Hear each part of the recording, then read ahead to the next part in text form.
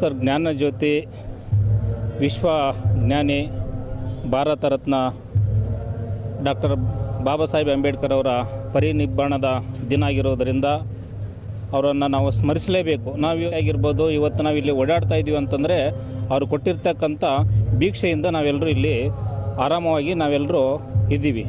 ಎಲ್ಲ ಜಾತಿಗೂ ಅವರು ಸಮಾನತೆ ಕೊಟ್ಟಿದ್ದಾರೆ. ಮಹಿಳೆಯರಿಗೆ ವಿಶೇಷವಾಗಿ ಎಲ್ಲ ಜಾತಿಯ ಮಹಿಳೆಯರಿಗೆ ಅವ್ರಿಗೆ ನಿಜವಾಗಿರ್ತಕ್ಕಂಥ ಸ್ವಾತಂತ್ರ್ಯ ಕೊಟ್ಟಿರ್ತಕ್ಕಂಥ ಮಹಾನ್ ಚೇತನವರು.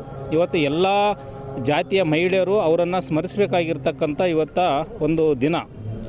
ಇಲ್ಲಿ CM ಅವರು ಮತ್ತು ಮಲ್ಲಿಕಾರ್ಜುನ ಖರ್ಗೆ ಸಾಹೇಬರಾಗಿರ್ಬೋದು, DK ಶಿವಕುಮಾರ್ ಅವರು ಇವತ್ತು ಬಂದು ಅಂಬೇಡ್ಕರ್ ಅವರ ಪುತ್ಥಳಿಗೆ ಪುಷ್ಪಾರ್ಚನೆಯನ್ನು ಮಾಡಿದ್ದಾರೆ.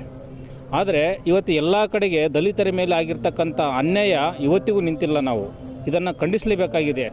ಸಂವಿಧಾನ ಬದಲಾಯಿಸಲಿಕ್ಕೆ ಯಾರಪ್ಪನ ಸೊತ್ತು ಅಂಬೇಡ್ಕರ್ ಅಲ್ಲ. ಸಂವಿಧಾನ ಏನಕ್ಕೆ ಬದಲಾಯಿಸ್ತಾರೆ? ಮನುವಾದಿಗಳು ಕುತಂತ್ರದಿಂದ ಏನೇ ಮಾಡಿದ್ರೂ ಅದು ಸಾಧ್ಯ ಆಗಲ್ಲ. ಯಾಕೆಂದರೆ ಇಲ್ಲಿ ಇರೋದು ನೀಲಿಯ ಸಾಗರ.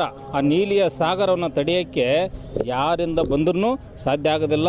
ಸಂವಿಧಾನಕ್ಕೆ ಏನಾದರೂ ಅವರು ಟಚ್ ಮಾಡಿದ್ದೆ ಹೌದು, ಆಗಲೇಬೇಕು ಸ್ವಾಮಿ. ಯಾಕೆ ಎಲ್ಲ ಜಾತಿಯವರು CM ಆಗಿದ್ದಾರೆ, ದಲಿತರು ಉದ್ಧಾರ ಆಗಬಾರ್ದಾ? ದಲಿತರು CM ಆಗಬಾರ್ದು? ಹೌದು, ದಲಿತ CM ಆಗಬೇಕು. ಅದಕ್ಕಿಂತ ಮುಖ್ಯವಾಗಿ ಸತೀಶ್ ಜಾರಕಿಹೊಳಿ ಆಗಿರ್ಬೋದು ಅಥವಾ ಪರಮೇಶ್ವರ್ ಸಾಹೇಬರಾಗಿರ್ಬೋದು, ಇವರಿಬ್ಬರಲ್ಲಿ ಯಾರಾದರೂ CM ಆಗಲೇಬೇಕು. ಅದು ನಮ್ಮ ಎಲ್ಲರ ಒಕ್ಕಲವ್ರನ್ನ